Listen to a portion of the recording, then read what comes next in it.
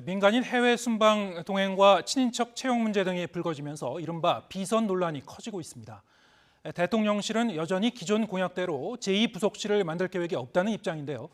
이런 가운데 야당은 대통령실 사유화를 주장하면서 총공세에 나섰습니다. 박석영 기자가 보도합니다. 윤석열 대통령 외가 육촌이 대통령실 선임 행정관으로 근무하며 사실상 영부인을 보좌하는 제2부속실 업무를 맡았다는 의혹이 나오면서 비선 논란이 불붙었습니다.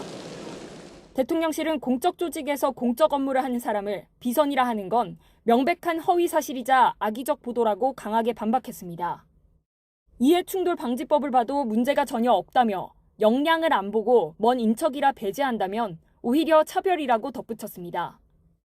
이에 앞서 대통령실 이원모 인사비서관 배우자가 민간인 신분으로 나토 해외 일정에 동행한 사실이 드러나면서 파장이 커지는 데 대해서도 대통령실은 절차상 하자가 없다고 못 박았습니다.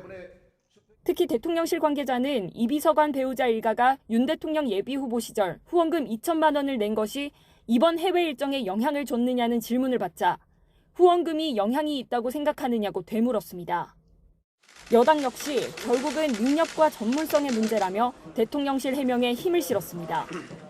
미국에서 트럼프 때 딸과 그 사위까지도 다 공직을 맡았었잖아요. 딸과 사위가 공직을 맡았다라는 것을 비판한 적은 없습니다. 능력이 되느냐, 전문성이 있느냐, 잘하느냐 여기에 비판을 해야 되는 것이죠. 반면 야당은 비선 정치, 대통령실 사유화라며 십자포화를 쏟았습니다. 새로운 비선 정치, 지인 찬스로 대통령실이 운영되고 있는 현실이 개탄스럽습니다. 국가의 명운을 사적 인연의 고리에 얹을 수는 없습니다. 다만 여야를 막론하고 김건희 여사를 보좌할 전담팀이나 제2부속실 재설치 필요성에는 공감하고 있습니다. 하지만 대통령실은 제2부속실 부활 계획은 없다며 이미 부속실 안에서 여사 일정이 생기면 충분히 지원하고 있다고 선을 그었습니다. 사실 여부를 떠나 국민에게 트라우마를 준 비선 논란이 재점화된 상황입니다. 김 여사 보폭이 넓어지는 가운데 비슷한 문제를 막기 위해서는 제도적 대책 마련이 필요해 보입니다. YTN 박석영입니다.